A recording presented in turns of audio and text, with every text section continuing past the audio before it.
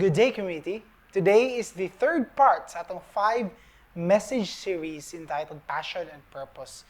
And before we continue with our message for today, let's all bow down our heads and let's pray. Lord God, we'd like to thank you first and foremost for another week na mong gihatag sa mga. Another week where we can realign among passions.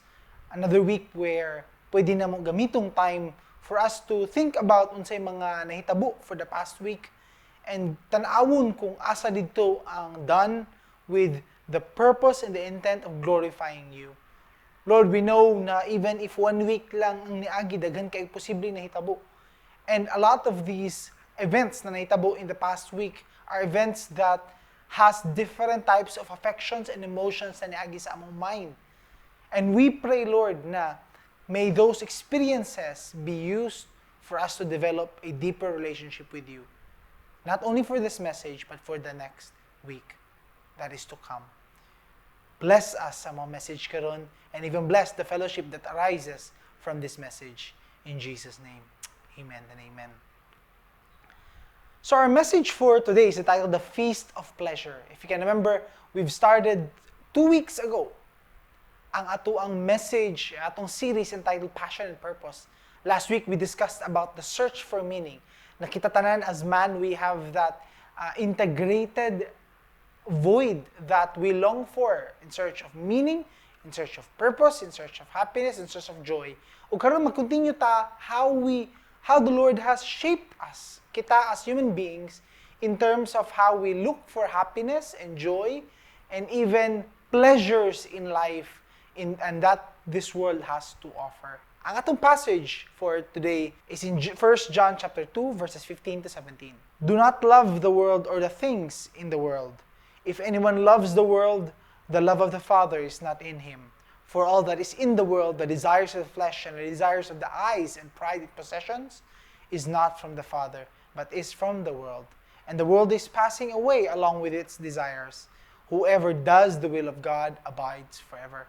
For this message, I want to share with you, for us to have a foundation sa atong message, I want to share with you a story about David and Abigail. It's a love story. You may be familiar with the story, but there's a line there, there's a ending there that it's a twist. And from a love story, it becomes a story that makes us think about kita as human beings. I'm pretty sure you're familiar with the story of David. And most of us, ginagamit ni even sa novels, sa books, and explanations, that David Goliath simply means a small man with much faith or much confidence in himself or in a higher being versus someone na nag-rely lang on his strength, his stamina, or his experience in battle.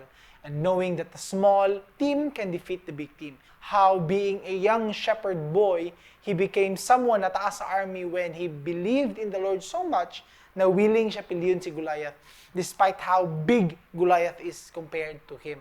After napildi ni David si Goliath, ang nahitabo sa story was that King Saul bestowed upon him much prizes and different things and even position and even a place in both the army and even as a musician sa kingdom ni Saul. So later on, he was able to prove himself nga tarong siya nga tao, nga that he was faithful and he was a man of God. And so Saul blessed him with one of his daughters. He was able to marry this woman despite wala siya dowry to pay. He was able to pay with it through the defeat of a multitude of enemies na gi-offer niya para sa soon-to-be father-in-law niya. So he had a wife now. And moving on to the story quickly turned a different direction. Kitungod na ibog si King Saul kay David because the people were much more impressed kay David compared kay Saul. And karon mas musalig sila sa yang how he fights the battles. In fact, they would create songs nga times 10 ang ma-defeat ni David compared to ni Saul in terms of their songs. So si Saul was a people pleaser. Si King Saul was a people pleaser. So na-insecure siya and he hated David because of his insecurity. So nahitabo, David was a man who was a good friend to Jonathan, the son of Saul.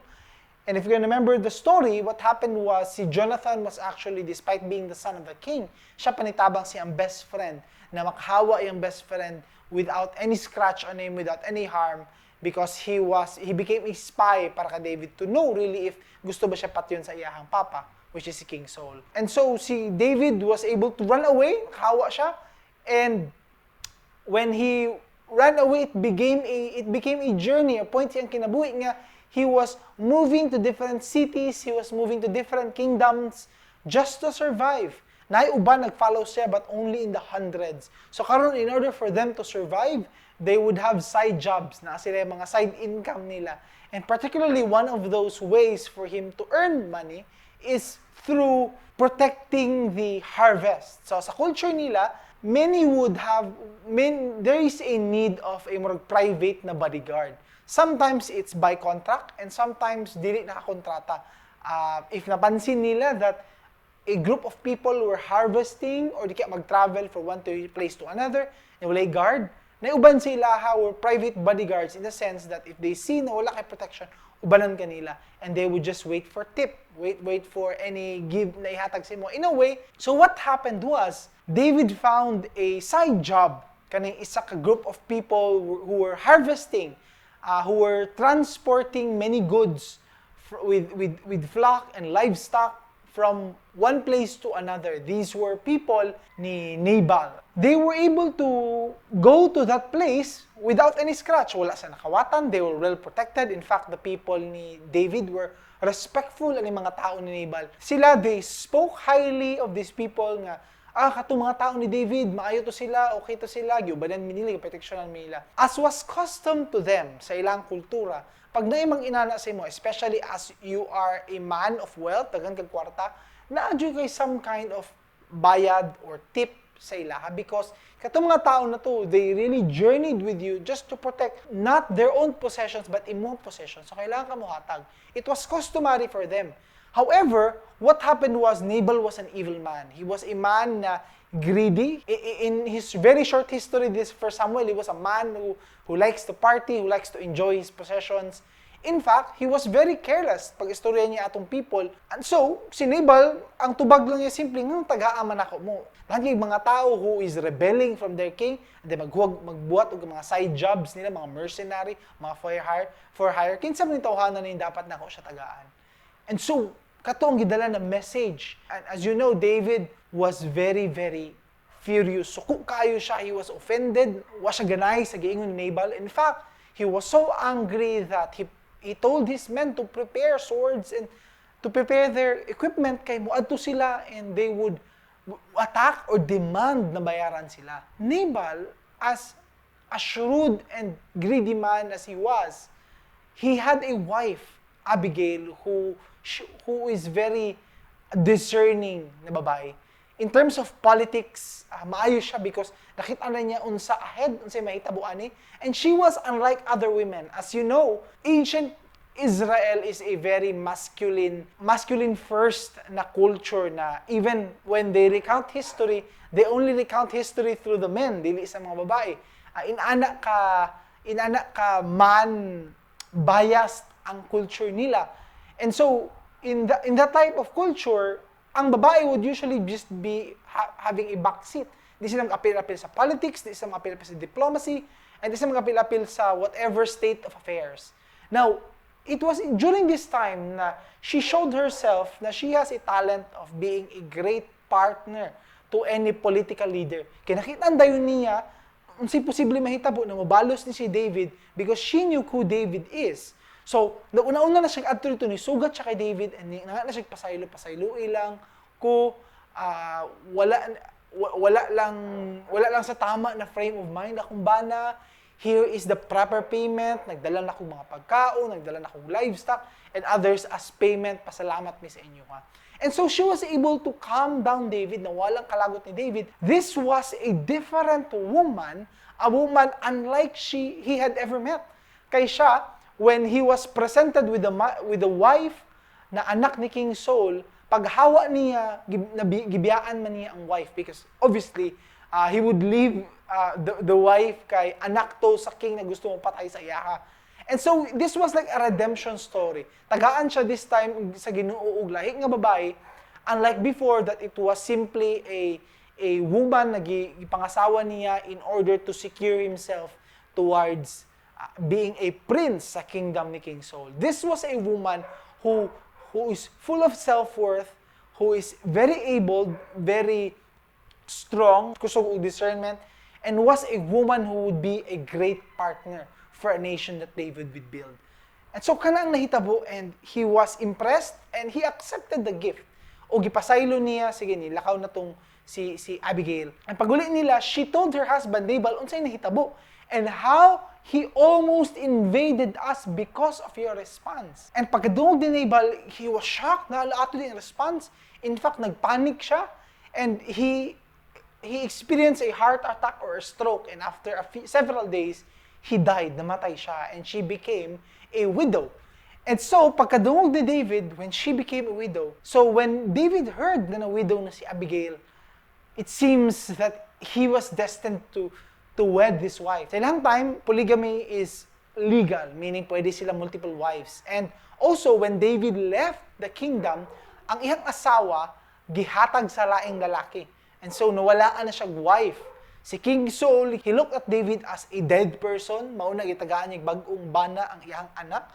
Kay kalaban na niya si David, gibawi na niya, gibawi na niya sa gihatag niya kay David. And so, nagpadala si David og people saying that he is mourning with her. And then after that event, sa mourning period, he would like to marry her. And so, Abigail agreed, and after the mourning period, niuban siya sa mga servants si David, and they got married. And that is found in 1 Samuel chapter 25. But the last verse here tells a different story. When David heard that Nabal was dead, he said, "Blessed be the Lord, who has avenged the insult I received at the hand of Nabal, and has kept back his servant from wrongdoing.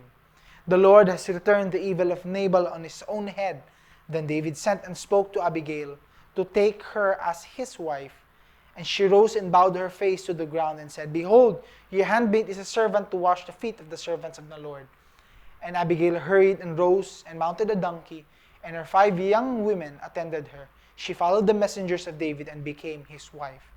David also took Ahinoam of Jezreel, and both of them became his wife. The tragic story here is not because duha yung wives. The tragic story here is the condition of a man's heart, and even a woman's heart, because we could see that in the Samaritan woman that it also could be a female counterpart. Despite how beautiful, how blessed, o how it seems lucky you are na naaning tao or naaning isa kabutang or trabaho or opportunity in your life, there is a longing there is a huge tendency nga ang imong paggukod sa usa ka butang, it's not because of the object, but simply you like to chase after, whether opportunities or whether people. Naa na gani kay someone whom the Lord has blessed you with one, you still want to look for another. In fact, okay na kaayo ni that he would start with Abigail as the first wife who would set up his soon-to-be strong kingdom. And yet, sa pag-uli ni Abigail, kita siya isa ka babae that he likes and he married. And so, when we see this story, it speaks to us, even kita, na daghan na kita gibless ang Ginoo sa atua, it seems nothing is enough. We just simply want a little bit more, gusto patag more things, di ta masatisfy. In fact, that was the discussion nato last week, na ang man's void in his heart, ang eternity na gibutang diya sa Ginoo in our hearts, makes us want to continually search for many different things na naa na ganita, mangita pa jud taglain. That's what happened in David's life. And as you know, wala nag-undang diha. His life became a story of him seeing many things, wanting many things. In fact, katong mga butang or mga tao na naanay tag-iya, patyon niya ang tag-iya, or he would want to steal those things aron maiyaha lang. He had a type of longing na continually mangita siya of something despite na siya. And as you know the story, that happened again in the lives of Uriah and his wife Bathsheba. Now, when we discuss kanina story, it's very interesting because there are so many verses in the Bible, despite it being written thousands of years ago or tens of thousands of years ago, and despite that, this one thing, the very amazing pag-abot sa Bible, is that despite wala pati mga technology when it comes to, for example, this one, brain scans, na anay, daghan kaayo nag-clue sa tua, just shows na ang knowledge sa Ginoo as it is being passed down, it is very vast, very wide, and mag-una gani ang Ginoo even through the modern and best research that we can use with our technology. So what the image that you see here is actually a brain scan. And kaning brain scan na naadiri, it shows different types of brains. Kani are brain scans of different people nga laay mga different conditions or different addictions.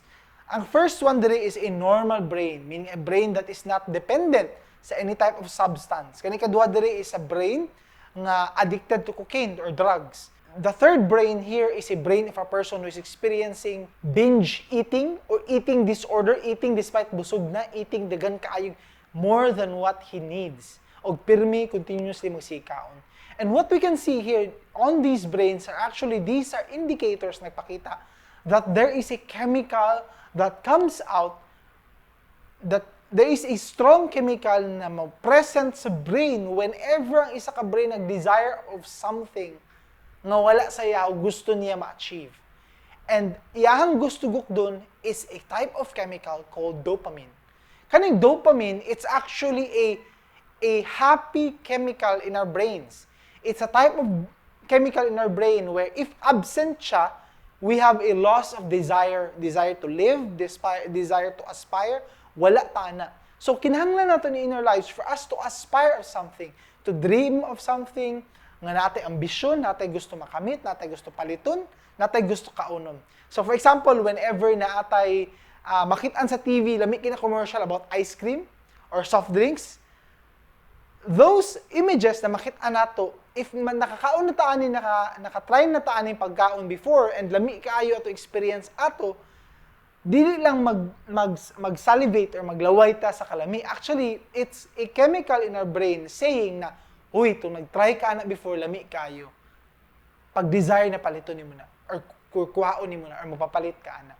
And so, kanang dopamine, it's a type of chemical na mo-excrete na siya para ikaw, maningkamot ka, na mapalit ato, or maningkamot kasi mo life para maabot ka ato na point. Let's say, for example, sa social media, when you see people posting something, or mga tao na ina-achieve, or nasa gibuhat, whether event, place, travel, o maski unsang situation, ang dopamine gives us a desire to want to achieve that. The problem is this chart. This chart shows us that too much dopamine is actually very harmful sa atong kinabuhi. Very dangerous siya because studies and researchers confirm that dili lang di ay ang dopamine mugawas na chemical whenever mag-drugs ta or sama sa ipakita ganiya about eating, but dopamine actually is for anything in our life. Meaning, even social media, the reason why ganahan ta mag-social media, the reason why naalad na ta mag-scroll up para ma-refresh or mga new posts sa atong timeline, that's dopamine. Because kabalo na yung brain before that when you do that, something interesting will pop out. Na ay something funny, na ay nag-trending or sa balita na uso karon whenever you do that action. So kita, that's why mo malibog kang ngano ang mga bata karon as young as preschool. Na yung mga bata na paghihatag nimo silang phone, daw sa magpindot-pindot. It's not simply a habit, but simply it's their brain at a very young age introduce na nato nga pag ibuhaton nila ni or pindot-pindoton nila ni phone na ay something funny, na ay something lingaw, na ay something rewarding na mabot silang kinabuhi. That's dopamine, a reward system.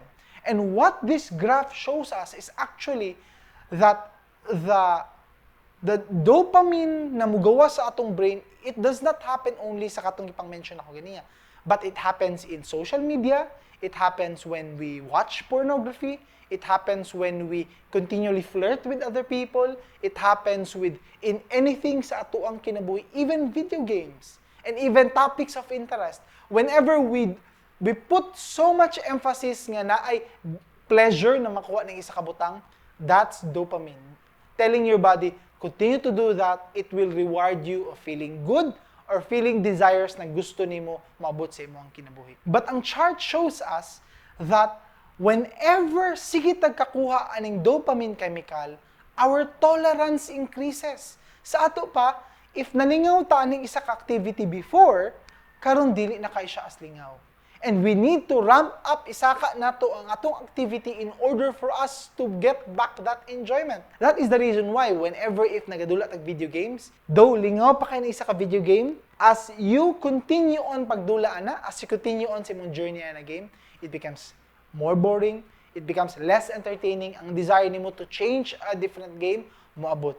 Sa una, lingaw na kay ka-Facebook at kay mo-chat, later on it becomes boring. That's why people sometimes go to different social media platforms. Mao po na ang uban tend to become addicted to certain somethings or activities nga maghatag og dopamine. Even alcohol abuse, it is directly linked because it's the same chemical. When people would drink alcohol, musaka ilang tolerance, that's why mas mudaghan ang ginainom nilang alcohol until they reach that status na satisfied sila with what they're doing. Their tolerance increases to dopamine, and that is a big problem for us. That's a big problem because Ecclesiastes chapter 1 reminds us, and we talked about this last week, all things are full of weariness, a man cannot utter it. The eye is not satisfied with seeing, nor the ear filled with hearing. Walay makasatisfy sa atuwa in this world. And so the worst advice we can actually give to anyone is, aim for happiness, or just be positive, or just enjoy life. Kana namang advices, though they sound good, they sound safe, actually they're one of the worst advice na pwede na tumahatag. Because whenever we tell someone or we convince a child to chase after his passion or to simply base his happiness on his ambition or successful life or maging happy siya sa iyang ginabuhat, actually, you are setting them up in a situation nga ang tolerance sila musaka to a point that they become addicted with dopamine na maski unsa nilang try gukod ana, they can never feel satisfaction. They can never feel joy in their lives. Muna, I feel sad, to be honest. I feel sad when it comes to households or parents nga sayo pa kaayo wala na nila gina-take care what the child does in his free time. For example, yung ibang bata are able to play games or watch videos hours and hours per day. Na uban households na very young pa lang ang mga bata, gina-introduce na even ang social media because those activities, when the child is very young, gina-introduce na nimo sa ilaha ang pag-overdose sa same chemical that is allowing our bodies to have dopamine, just like cocaine, alcohol, and others. Mabita na research and studies confirm na kaning mga activities na ni are linked, if done in an early age, are linked to gang affiliations, drug abuse, alcohol abuse, a lack of faithfulness in their relationships with other people and their spouse. Daghan kay siyang social ill when we introduce to them at an early age kaning mga gadgets o mga butang. And even the adults kay dili sila makikyas ani. Adults karon, regardless of age, masking those 30s ng edad, are still addicted to many things. Di lang alcohol, but even games. Spending hours and hours and hours per day. It seems to get the satisfaction that they need, kinahanglan mag-spend ko ay na time because naay reward ko ginagusto makuha at the end of the day. Even women and men, pag-abot sa social media, daw ay time use, that is the reason why natin in anime activities. And we're not aware of this, and we must be careful of this, how we set this up. Because if we are not careful with ato ang dopamine addictions and atong desires of our hearts, we will build the next generation as a next generation who will never touch anything that is hard to do or any type of suffering. Muna matingala ka kaning generation, pagtaas kaayo ang linya sa isa ka para magbayad og bill as if dako na kay na issue with them, di nila kaya buhaton na. If naay problem in life, di nila gusto ato bangon, mo run away, mo resign, mo hawa. And it's symptoms of a brain and heart problem sa atong generation. Kita as believers who have this faith and also are aware of this fact, we must do what we can para suklan ni. Di ita dapat musugot na magpadayon lang ning inani. And that's the scary part about the pleasures of this world. It's not that tempting sila mo na hadlok ang mga options of entertainment diri sa kalibutan, but it is the fact that it will always cost us something. Kani pa lang, just example, dahil mo ingon, ay dili ko gusto magseryoso sa Bible, or di ko ganahan kaayo anang Christianity or kaning born again Christian, or magseryoso about the Word of God. Kay killjoy kayo, dahil ko mga butang na dili na ako pwede buhaton. Kani ang question sa ilaha usually. If buhaton na ako itong mga things na bawal, let's say I indulge in what Solomon indulged. I will choose any woman I want, multiple women I want, pwede at the same time. I will get all the money I can. I will get all the fame and recognition ihatag nako sa kong kaugalingon. I get many things, I save many things, I build many things. Tanan pleasures of this world, I will get. Ang question nako sa imo kani, will that give me joy and happiness? Katubang mga tao na sa pinakataas silang career and it seems they can get anything they want. Are they the happiest people in the world? Sila ba itong mga tao nga never jud mag-consider na mag-take drugs? Never jud mag-consider adultery? Never jud mag-consider na mugawas within the confines of what they should be doing as responsible citizens of this world? Dili. In fact, they are the ones that have the highest tendency for drugs abuse, alcohol abuse, family dysfunction in the family, and other things na makita nato na social ill in this world. So if inanang mahitabo, despite getting all these things, despite buhato nato ang mga bawal or mga dili gina-discourage in the Bible, then that's the scary part. And that whenever na i-enjoy nako sarili nako in all these pleasures, it's costing me something na ay maningil sa ko in the future. And that includes every activity na ginabuhat nato. If buhato nato in an extreme level, paninglan ta sa tong lawas, paninglan ta sa tong utok, paninglan ta sa lack of time nato sa family and even sa next generation atong children because we simply enjoyed ang atong life to the fullest. If you can remember the story of Adam and Eve at the garden, the start of the desire is here. When the woman saw that the tree was good for food and that it was a delight to the eyes, the tree was to be desired to make one wise. She took of its fruit and ate. She also gave some to her husband who was with her and he ate. Nag-start always ang desire with that dopamine secretion sa atong brain. Ang dopamine sa atong brain is telling us, buhatan ni because the reward is great. Nindot kang feeling, lami kayo na, or na mga gwapo kayong positive effects na dapat yun mo i-try na. And mo nang nahitabo, kita siya, bitaw no, gignan siya sa serpent katong ani do may tabo, anak do may tabo, bitaw no, murag gwapo bitaw na, murag naabito kayo makuha na reward if kauno na ako na. And that was the start of her desire. How do we fight this? The Lord made us as people who have this desire, who have this brain like this. There are 3 ways for us to fight this. Number 1, ang first na kailangan nato i-remember sa atong mind in order for us to fight against sin or things that are not beneficial for us is this. We must remember na ang worst consequence of feasting on worldly pleasures is the loss of communion with God. I was very shocked one day when I heard si Caleb nangutana, kung anak, nangutana sa amua. He realized that when he reads the Word of God karon, wala na do'y joy in his heart. Wala na do'y enjoyment in reading God's Word. So, gistorya siyang mami, and ako gistorya po na ko siya. And I told him, that's normal. That's part dyan na sa ato ang journey with Him. But one thing, what the Psalms ang gitudlo sa tuwa, because the Psalm is a compilation of many different people na nag-go through different parts silang kinabuhi, o they are talking to God. I shared with him one psalm, and this is the psalm I shared to him. Restore to me the joy of your salvation, and uphold me with a willing spirit. Here, the psalmist talks about ang iyang heart na nawala na po ang joy sa Ginoo. And yet, he was pleading to God, Lord, ibalik ni na joy sa akong heart. Lord, ibalik ni na emotion sa akong heart. That is the kind of relationship na dili ka gusto mawala tong continuous communion nimo with God. That fire in your heart, mahadlok ka mawala. Because you do not want to live a single second na di mo kauban ang Ginoo. That's in the same way that if you have a really close relationship with a friend, di mo kaya as if hawang kayo, kulang kayong kinabuhi karon kay wala ka nag-talk with your friend or your brother, your sibling, or your spouse. Ako recently, as any married couple do, we have fights, kami ni Sharon. And recently, I still remember na naami something small na giawayan.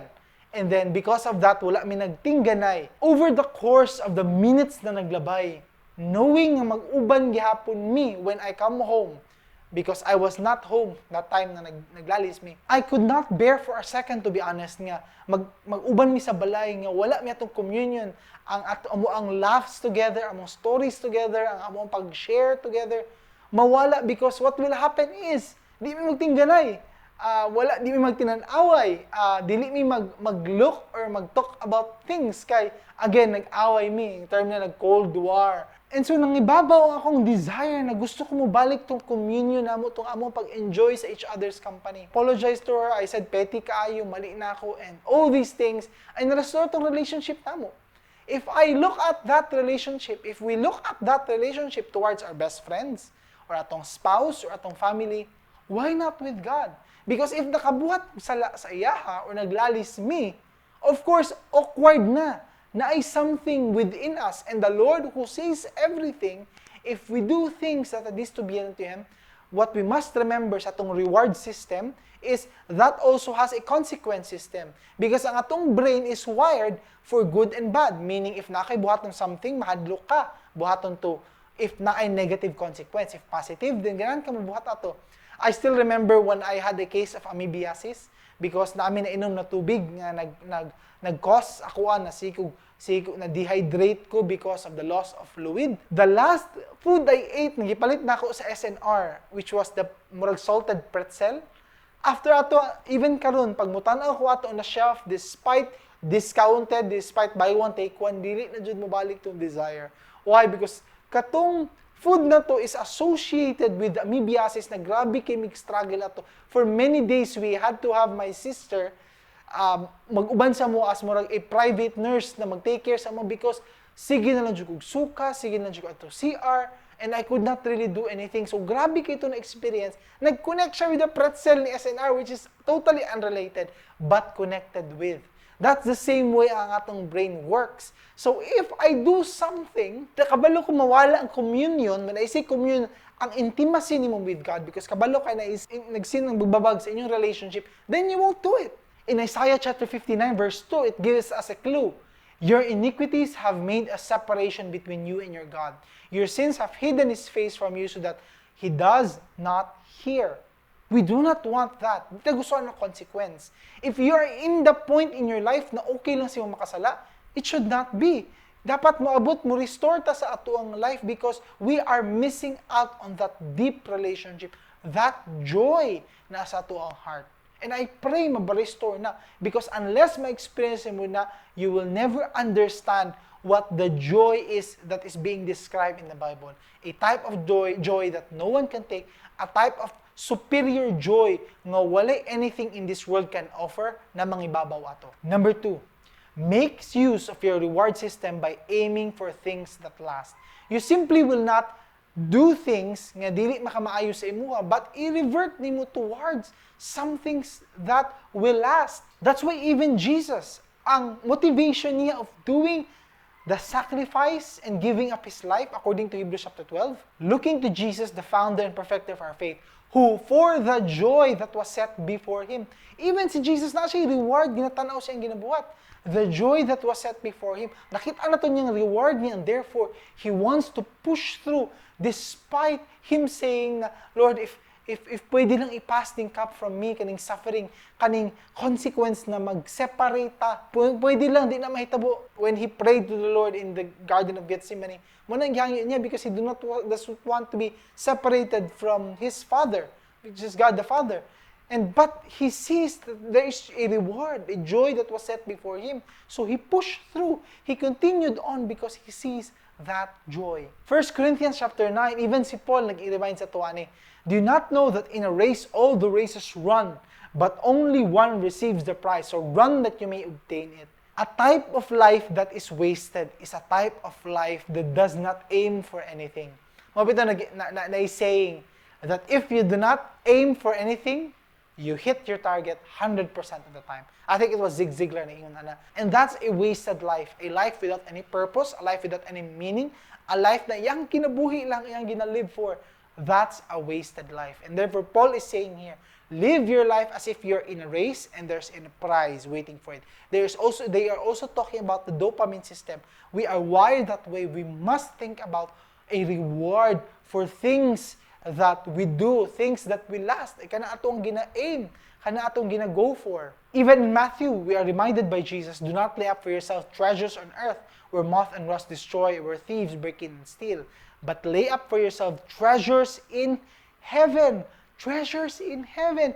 Instead na dili ka magpundo, dili ka magsig focus, lay up treasures in heaven. Look for something in the future, ang reward nimo kato mag-last jud to. And last suggestion nato diri for us to rewire ang reward system, atong brain, atong pagsiig desire and pleasure, be contrite and learn to quit.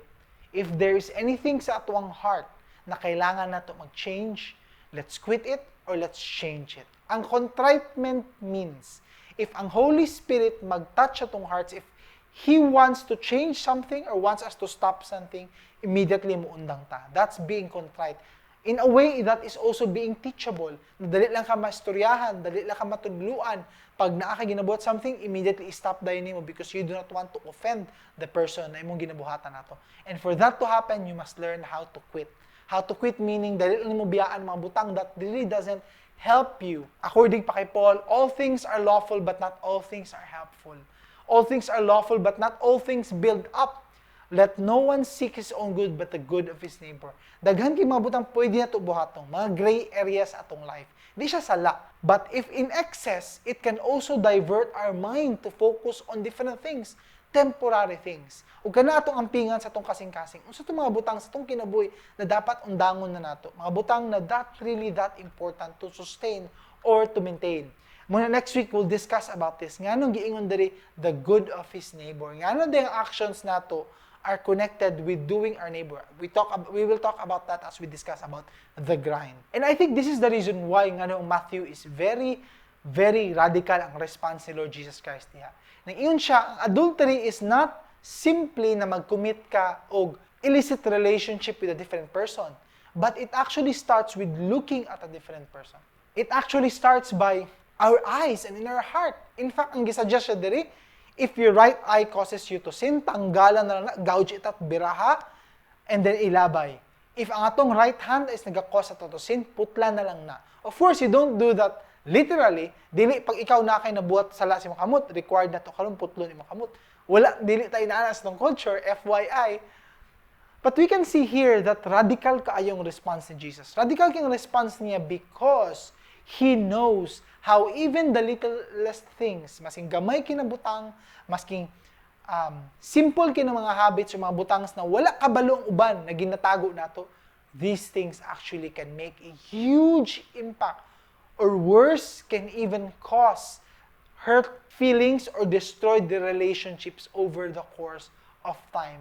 And I want to leave you with this last verse here. And it's one of my favorite verses. It's Isaiah chapter 66 verse 2. All these things my hand has made, so all these things came to be, declares the Lord. But this is the one to whom I look, he who is humble and contrite in spirit, and trembles at my word. God is saying here, tanan sa kalibutan, even the stars in the sky and the planets, ako nagbuhat na tanan. In fact, di ko ma-impressed ana sa ila because ako nagbuhat ani. But this is the one noteworthy. Kani mga tawhan na ni, diri noon ko mapawaw. Kinsa na sila? They are people who are humble, they are contrite in spirit, dali lang sa mga pasaylo, dali lang sila mukwit, muundang sa whatever that displeases me, and then they tremble at my word. Isa ka ingon lang na ako, isa ka butang lang akong ingon, undangon na o i-stop na, or ibuhata ni, or buhata to, immediately they follow. Asya, this is the one whom I look, whom I focus on. As we know, God is an omnipresent God. God can see everything. He is omniscient God. He knows everything. And yet, pag naay mga aning klase mga tao, He looks at them singularly, which just means He is impressed. They are noteworthy. They are excellent. Kuyaw ni mga tawhanan ni. And this is a description that actually we can aspire for. Even kani pa lang, that is a reward system sa tuwa. The reward of being looked upon by the Lord as noteworthy, as excellent as kuyaw, that we simply do these things. Be humble, be contrite in spirit, and tremble at God's word. When we read God's word and we know that the Spirit is talking about us, na i-stop ni, o i-adjust ni, or buhaton ni, immediately buhaton nato na. Kaya palang na reward that you know that you are noteworthy in the eyes of the Lord. That should be enough for us to refocus ato ang time, how we spend our time, money, resources, and everything else. We must be careful because we love to feast on pleasure. That is our design because of our fallen nature na gusto kayo ta mag-enjoy, gusto kayo ta magpalabi atong happiness, atong enjoyment, o atong lingaw-lingaw ang permi manguna sa atong kinabuhi despite of whatever it may cost us. That's a warning for us, and we must be careful with the dealings of our heart. I pray na kita as a community will be a community that will not be so high sa atong tolerance sa dopamine, sa atong brain, sa atong desires, sa atong reward system. Because we are people who have sacrificed much because ang atong desire, atong reward karon is Jesus and no one else. I invite you to bow down your heads. Let's pray. Lord God, we'd like to thank you for reminding us of this. It's amazing, Lord, that ang word nimo which was written thousands and tens of thousands of years ago, nag-describe na how important it is that our desire, ang reward system namo. In fact, all throughout the Bible, you have talked about rewards, knowing that you who have invented our brain, know na naaning chemical in our brain na kami magsigig pangita after something that can reward us. That there can be a shift towards our lifestyle if simply ibutang na mo mong trust sa mua, if simply we learn how to quit, if simply mo go me even through the spiritual disciplines in the Bible, through fasting, through soaking in the Word, through praying, things that will allow us for a dopamine detox, kaya mabawas ni mga activities that cloud our mind. Lord, help us become people who will be dependent on you on reward, enjoyment, and even what we consider as fun. Lord, allow us to live lives that is entirely dependent on you for our joy and our pleasure. We thank you in Jesus' name. Amen.